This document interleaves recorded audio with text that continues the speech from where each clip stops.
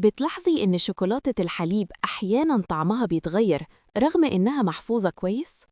في الفيديو ده هتعرفي معلومة علمية مهمة جداً عن تخزين شوكولاتة الحليب بعد التصنيع مباشرةً. ليه طعم شوكولاتة الحليب ساعات بيتغير؟ في سر بسيط ورا الموضوع ده، يلا نعرفه.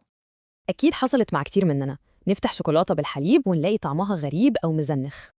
والمشكلة إن ده بيحصل حتى لو الشوكولاتة متحضرة ومتخزنة صح، غلطة صغيرة ممكن تبوظ كل حاجة. الكل هيقول السبب هو الحرارة، بس الحقيقة إن المتهم الحقيقي هو الضوء. إزاي بقى الضوء ممكن يبوظ الشوكولاتة؟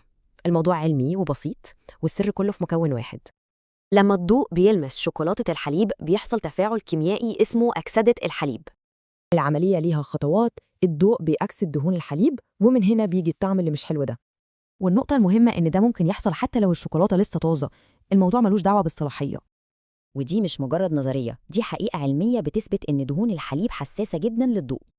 طيب، عرفنا المشكلة، إيه الحل بقى؟ الحل بسيط وفعال جدا.